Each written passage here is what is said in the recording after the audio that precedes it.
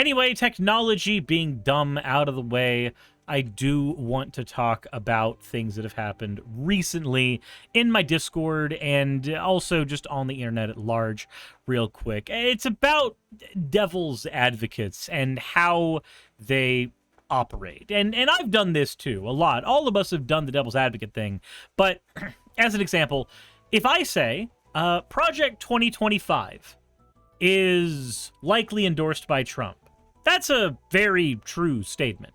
While he himself has tried to deny it expressly, the people who wrote Project 2025 have gone on record to say that, no, they understand. That is the strategy position that is more, it's better for his campaign to take that particular strategy position. Okay, cool. So we get that. Now let's look at all the people connected around Trump. Well, a lot of people that are connected around Trump wrote Project 2025, or he wants to put people around him directly in position of power if he gets his way and gets the presidency. Okay, cool. So we know that the Heritage Foundation wants Trump in. We know Trump wants Heritage Foundation people inside his cabinet. So where does that leave us where Project 2025 is concerned? Well, very, very simply, it is reasonable to expect, and by reasonable to expect, I mean I would hedge my bets on it, that Trump is in the pocket of people who wrote Project 2025. All of their claims about Reagan notwithstanding, they've basically been doing a lot of the conservative handbook stuff before. It's just like if I made the claim that Christopher Rufo is one of the main reasons why CRT was such a big talking point for the fart in the conservative talking sphere that it was. And we can back that up by looking at the shit Rufo has said and the reach that he has had. So when I make a claim backed up by evidence, and some people on the internet, some larger people on the internet, use that as an opportunity to say, you can't demonstrate that Trump doesn't want trans people in, or that Trump wants trans people in camps.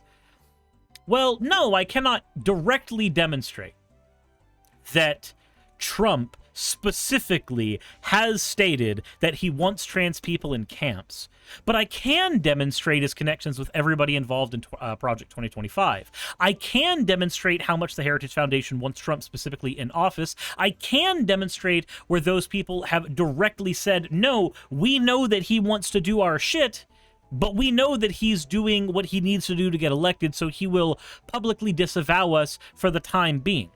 I know all of that. Now all that's left to do is crack open Project 2025 and take a look at what it says in there. And in there it says that it wants to criminalize all trans people by labeling being trans in public as something pornographic. And of course, pornography in public where children can see is a bad thing, so it will be criminalized, as it already is.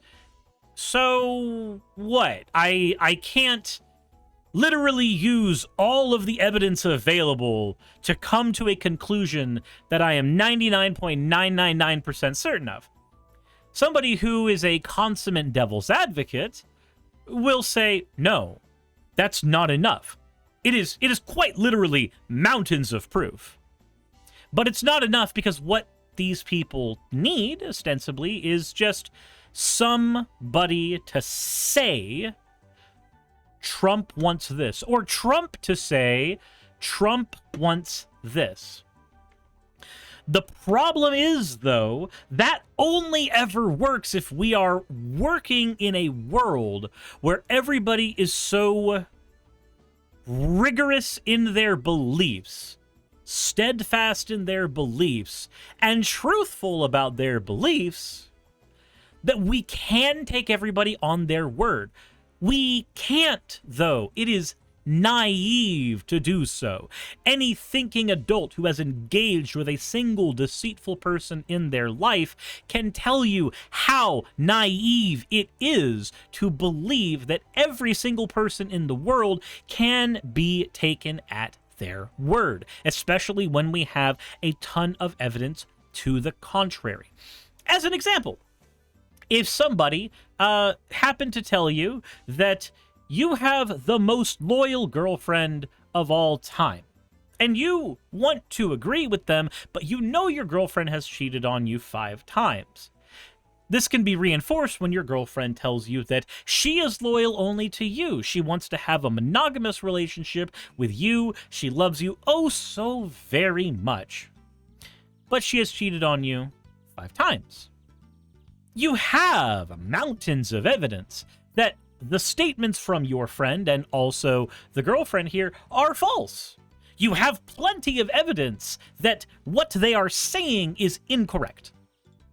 But these types of devil's advocate people will not accept that. They will say, no, this person did not say they are disloyal, so you can't prove they are disloyal. Despite the fact that we have plenty of evidence that is proof they are disloyal. This also is a thing that happened in my Discord earlier today. There was a person who came in, I'll say a gentleman, but I don't know. I don't know what their gender was, nor do I really give a shit. And they came into the Discord essentially saying that they are not a transphobic bigot, but they don't know what a woman is. Now, I'm going to go ahead and say right now, the sheep's wool doesn't work in this particular situation, right? It doesn't work in the situation because the what is a woman bullshit has come from the Matt Walsh crowd for a while. Ever since he did his movie and ever since he started throwing trailers out for that, the whole let's define what a woman is a scapegoat, right? So what they'll say is, I don't say that I don't want trans people to have their rights. I would even support my kid if they came out to be trans on the condition that they could ontologically prove that they are trans. This is the same shit. And the weird part about this is, this always gets aimed at progressive people and progressive policies, right? So a deceitful person is perfectly happy when you take them on their word. Every single time. You're not going to have any fights or qualms about what their word is because they're perfectly fine for you to take them on their word. While it is infinitely harder and in many cases impossible to prove that somebody is doing something or saying something that is not in line with what their word is, there are some red flags that we can look out for. For Trump's involvement with Project 2025, it's everybody that he is involved in. It is the statements of the people who actually wrote the damn booklet. It is the ways in which the booklet itself has actually, or booklet, it's 900 pages, in which the book has actually praised Trump. It is the fact that his former cabinet members were involved in making the actual document itself, and he wants to get everybody involved in Project 2025 from the Heritage Foundation in his cabinet now. Like every single thing that says these politicians have done work with one another, some of them not even politicians, just think tank people. All the evidence is there. Likewise, despite the fact that cis women have existed and people don't fucking ask cis women ever to prove that they're women, because that would be stupid and insane to do, right? That would be the thing that an idiot would do, right? So this individual comes into the Discord and says, you need to ground what a man or a woman is. I'm saying transition is possible, but it lacks the grounding of the notion of what a man or a woman is. Oh, this isn't about politics, because this isn't about any particular policy decision. But if you are going to be opposed to transition on the basis that trans people cannot ontologically prove what the fuck a gender is, then it inadvertently ends up becoming a policy position. Also, politics isn't just about policy position. Culture war bullshit, conversations out in the open, all of that is politics. As for what is a woman, woman is a category of 3 things. It's a category of identity, it's a category of performance, and it is a category of sex. It is one of these 3 things in varying importance depending on who you are talking to.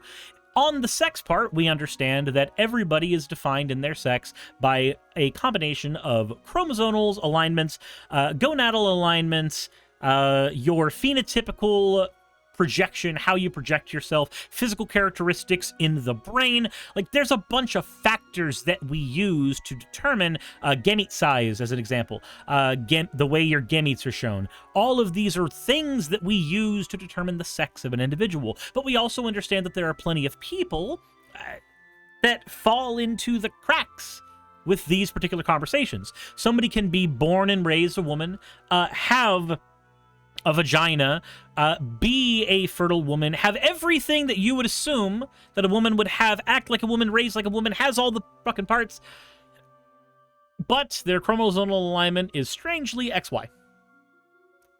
This can be due to a variety of factors, and there's plenty of ways people can turn out to be intersex. Or say people who grow up with both sets of genitalia. Or say. We can go down the list of the ways that people fall into these different categories when it comes to sex. And of some of those categories, when we're talking about, say, phenotypical presentation and hormonal presentation, hormonal levels in the body, how do we account for cis people who have hormonal levels that are more akin to people of the other hormonal alignment? Say, cis women who have PCOS, as an example. What do we do when we have the technology to let people transition? So what we've found is that when it comes to woman as sex, the categories are fairly flexible. We understand that sex has a bimodal distribution between all of the things that we would typically categorize as female over here. These are XX chromosomes. These are gametes that are able to produce egg. These are gonadal infrastructure that looks like ovaries as opposed to testicles, all kinds of things over here on the feminine side. Somebody who is on the absolute farthest spectrum of feminine is here, and then somebody who has the XY stuff and the different gametal and the different gonadal where they go down into testes, all of that is over here. These are our two big areas when it comes to sex. But because it's bimodal, there's all these different things in between. How do you account for these people that do not exist on either side of the binary? By pointing out that it's a spectrum and letting people know that there's everything in the middle. So that's one thing we're talking about sex. Then we get to female as performance, woman as performance. Well, to this end, I actually linked a qualitative study on gender as performance from the 70s, actually. Might have actually been 80s, but it's an old study. It's a study that's been cited over 2,000 times on gender as performance in various different cultures. Which leads us to the final one, gender as identity, woman as identity. Here's the thing about identity. All that is required to have that identity is to identify with it. It is in the actual description of what an identity is. Somebody can play video games, right? Because they play Scrabble on their phone, but they may not identify as a gamer. They may actually play a whole bunch of other games on their phone, from tower defense to games on a retro emulator every now and again, and they may do all of that and still not call themselves a gamer. And then when it comes to other people gatekeeping what a gamer is, they may have all kinds of different arbitrary definitions. Oh, you're not a real gamer because you only play online games. You're not a real gamer because you only play MMOs. You're not a real gamer because you only really play Pokemon. You're not a real gamer because you only play shooters and you don't play anything outside of that. You're not a real gamer if you haven't played Ocarina of Time. You're not a real gamer if... And the list can go on and on for what individual people can choose to use to gatekeep what a gamer is. So the most useful definition is, and always will be, the people who identify themselves as gamers. Because nobody can agree on what does or does not make them a gamer. Now, moviegoer isn't an identity that people have ever held as strongly, at least as far as I am aware. Gamer, on the other hand, is an identity that people actually tend to hold very near and dear to their hearts, or at least they used to about 10 years ago. In recent years, as earlier generations adopt video games from birth effectively, this clinging to the identity of gamer has kind of gone by the wayside to a degree, because people who needed to cling to that identity were people whose parents would get them video games because it was a fun thing for the kid to do and it distracted them enough. But, you know, eventually they would get older and they need to get off the damn game and they need to go get a job and whatever other things you think need to go into this particular little demonstration. Hell, if you're of a certain age, say from the 80s or 90s, you probably had this conversation with your parents at some point. You've probably had this conversation with your parents now as an adult whenever you, I don't know, talk about a game system you want to buy and somebody scoffs and goes, "You're still playing games? I mean, okay." So, how do we figure out the identity part? Well, we don't. We just ask people, hey, what do you identify as? That solves 1/3 of the conundrum. As far as the performance part, we run into a few issues. All societies across the last few thousand years have had different performances of what it meant to be a woman, what it meant to be a man, what it meant to be two-spirit, what it meant to be any category we could consider gendered in any way, shape, or form. So this particular area, gender as performance, is largely non-useful because it is largely liquid. People perform gender in various ways. There are incredibly butch lesbians who have all of the mannerisms you would stereotypically associate with a man, and there are femboys who have all of the stereotypical associations you would have with a woman. Except they are cis and identify with the gender they were assigned at birth. Now suddenly the categories seem very screwed up, but only if you are so dead set on being devil's advocate. You need this strong answer. You need this one thing, this golden bullet, and then you'll be fine. But the problem is people like that are never really fine. They're never really satisfied. You see, the problem with the devil's advocate is they are detached, typically, from the conversation at hand. Fully and wholly detached. Well, why does this matter? Well, the further detached you are from an item, a conversation topic, the easier it is for you to argue for or against it logically. And when I say logically, I'm not meaning that in the it's logic. Not in the, like, amazing, it's right up there with the intellectual greats. No, when I say logically, I mean they can engage entirely with type 2 thinking, being fully analytical, but with no passion. Absolutely none. They have no skin in that game, or the skin they have in that game is very, very, well, skin deep. When you are thoroughly detached from a topic, it's very easy to just put yourself in the shoes of whichever side of the debate you feel like you need to be on and play devil's advocate. It's an exhausting pattern that people have had to deal with for a long time, and it happens anytime, and I've engaged in it several times, typically when discussing progressive policies. You talk about incels, and somebody goes, but not all incels are bad. You talk about trans people, and they go, well, what about the people who detransition? You talk about rape statistics, and they go, but how do we know that all of those were real and none of those were fake reports? If you notice you play devil's advocate a lot of times it's just because you're detached. You don't have skin in the game there. A rape victim is going to have a very different perspective on the conversation around rape than somebody who has never had that experience. Somebody who is trans or is dating a trans person or has trans family is going to have a very different experience trying to advocate for those points than somebody who is very thoroughly detached. For the person who is so thoroughly detached, it gets to be a game. It gets to be an intellectual exercise. It gets to be about rigor. It gets to be about ontology. It gets to be about this, that, or the other thing. It gets to be about logical contradictions. It gets to be about terms.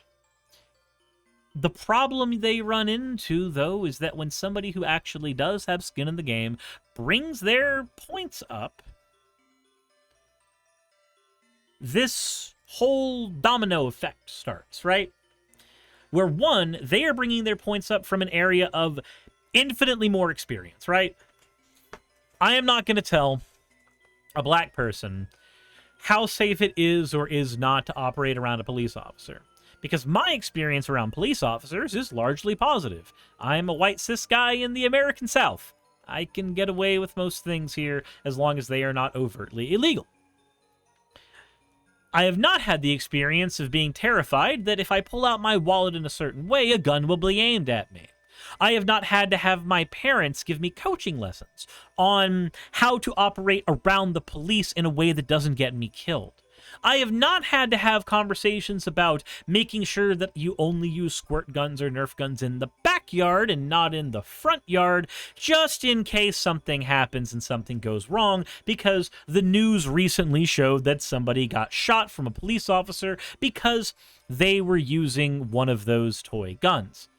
I have not had that experience. Therefore, I cannot speak on that experience. I have to relay that experience from other people to somebody else. But for the devil's advocate who is so thoroughly detached, they can have that conversation from a point of logic. They don't have to consider the real people involved. They can say that, oh, I don't want to say anything about policy positions. I am just asking questions. But the thing is that those questions are asked within our social zeitgeist, and our social zeitgeist has a direct effect on which politicians get elected. And the politicians that get elected have a direct effect on which human rights do or do not get taken away. So, to you, it's just asking questions. To anybody else who's watching who actually has skin in the game, it's jacking off. JAQ. Now, the funny thing about all this, though, is that there are some people whom I've had interactions with where this is not entirely the case. They may have a trans partner, they may have a family who are trans, they may have any number of experiences that would lead me to believe that they would be able to do better. And yet, we still see this kind of jacking off thing happen. Again, that's not to say that I do that at all. That's not to say that I don't do that.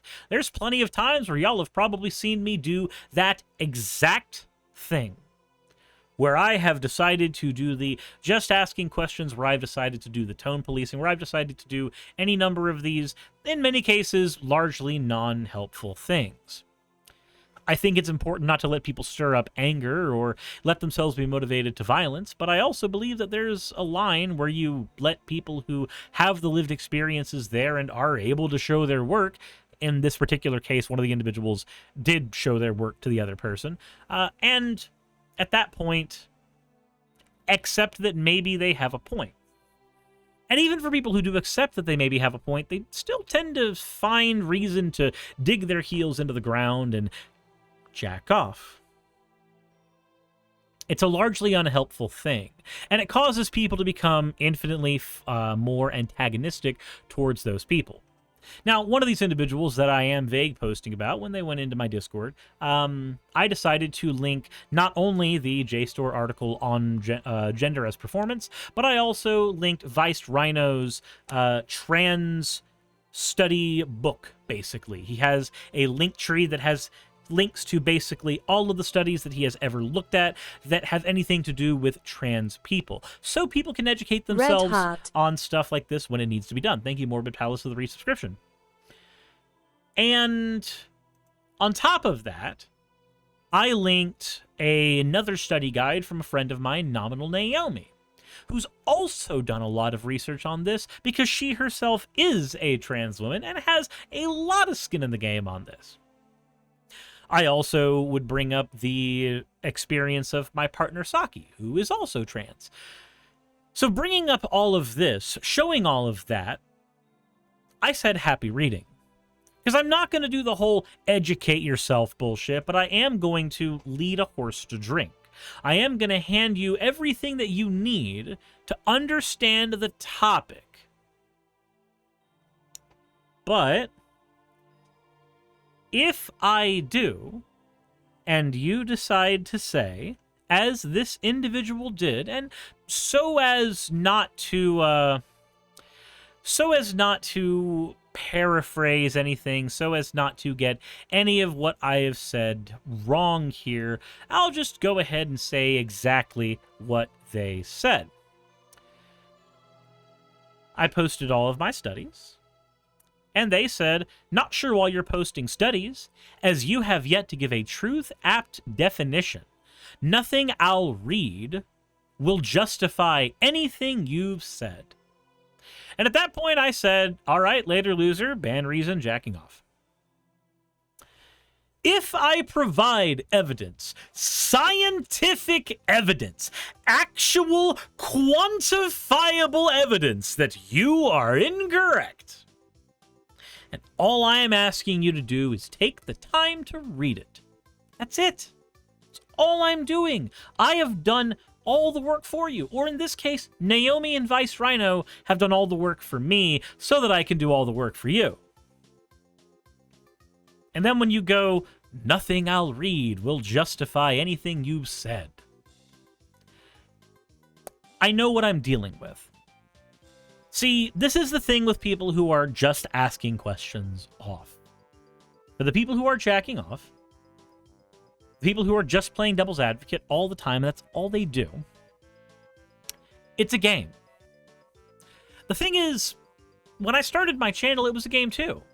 I was talking about a religion that I had left. I was talking about practices that I thought were harmful, but I was mostly engaging in it for fun. I didn't start YouTube to be an activist. I didn't envision myself going up to New York and trying to advocate for a particular politician. I didn't expect myself going to the Capitol and trying to lobby against a bill. I didn't expect doing any of that. I expected that I was going to be having fun. But the thing is, several years on this platform can change a lot about how you engage with it. Existing in this space for as long as I have can do a whole lot to change how you operate within that environment. For me, it was pretty simple. I realized that most of the people who I was dealing with, who I was talking about, my problem wasn't that they believed in a god. I kind of stopped caring about that more early on. My problem became, at first, when they had bad reasons to believe in a god, because then I was like, you're not doing the intellectually rigorous thing. And then afterwards, it became more of, you're believing in harmful things, and you're hiding behind believing in God to be your reason for doing so. Typically, these harmful things would be homophobia, and later it would end up being transphobia. I'm actually not gonna lie, when I started my channel, I did not believe gender was a social construct. When I started my channel, I didn't have a very positive view on trans people. But I kept my mouth shut on that, because I figured it would be bad if I did give any opinions on that. And then I started hearing other content creators giving very good arguments on why gender is socially constructed. I started asking people who I had come to respect, hey, do you have any studies on this I could read? And eventually I did end up changing my mind on these things and started talking about them infinitely more openly. Because I had done some research and came to a conclusion that, oh, I've been working from a knee-jerk position, pretending that I've been an intellectual juggernaut this entire time. But the reality of the situation was that's not what I was doing. What I was doing was recognizing the things that I could say that would get me in trouble and the things that I couldn't say that would get me in trouble, and towing the line where I thought I needed to.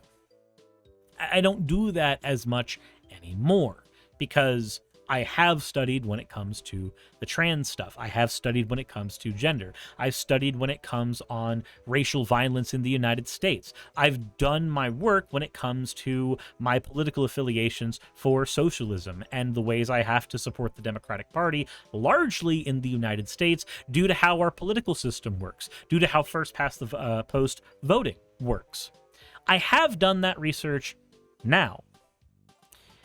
So when I hand the resources to you, when I literally go, here, this is what I needed. I needed information. And when somebody is coming into a Discord in this instance and saying, oh, I'm going to be the intellectually rigorous one, I expect that person who is pretending to be intellectually rigorous I expect that person to be willing to read a study instead of pretending that philosophy is the be-all, end-all of everything. It's not. The cool thing about philosophy, here's the secret, where philosophy is concerned. Philosophy, as a practice, has far more questions than answers, and far more questions for the answers that you give to it.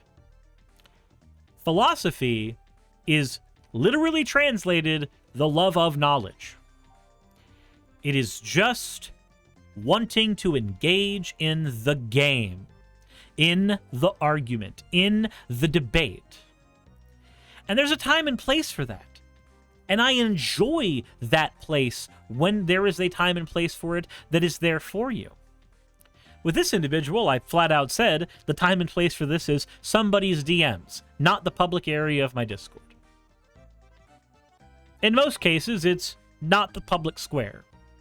Have this conversation with a friend of yours that has experience. Have this conversation with an expert in a field that is willing to talk with you. Have this conversation in a place that is meant to be open, as opposed to, say, on Fox News or in a trans Discord, right? Like, pick your audience, pick your area.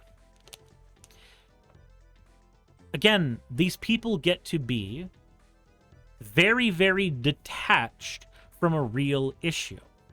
And the smart thing about it is that if you do ban them, which in this case I did, if you do ban them, they get to wear the badge of honor that says, I was just trying to be a good debater. I was trying to be an honest interlocutor. And then I was banned for being a free speech advocate. When in reality, that's not really what happened.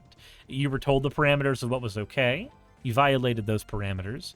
You were told several times, not only that this is not an okay thing to do, that this is causing disruption for everybody else in the community, and also, here are some studies if you would like to change your mind, if you would like quite literally everything you need to come to a better conclusion on this. We're doing the hard part for you.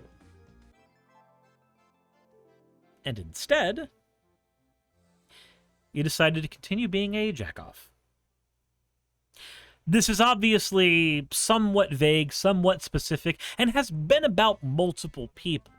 Certain people in my audience may be able to figure out exactly who and what situations every single vague post in here has been referring to, because there have been quite a few people that are being posted about here.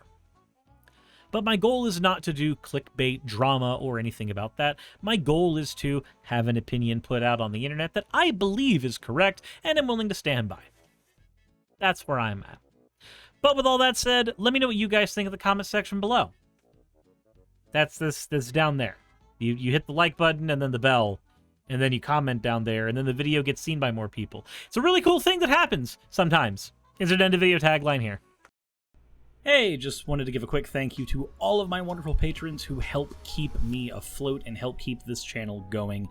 YouTube and Twitch are wonderful platforms, but at the end of the day, stability is not one of their strong suits. If you want to support my channel, then obviously Patreon is one of the best ways of doing that. Link is in the description. But I do want to personally thank everybody who has contributed to the channel. Those people would be Red Joker, Purple Poundini, Jemshin, Britzkrieg, Jupe the Malignant, Michael, Ravalern, Mabbity Babbity, Astral Frontier, Autumn and Angel, Nixie Chan, Mark Anthony, Victorian Alchemist, I'm not saying the last part of that, and you know that, Arcton Arclacier, Kiratorian, Dren Hadamata, Jordan M, John L, Lord Bleck, Smiling Game Master, and Fireshard.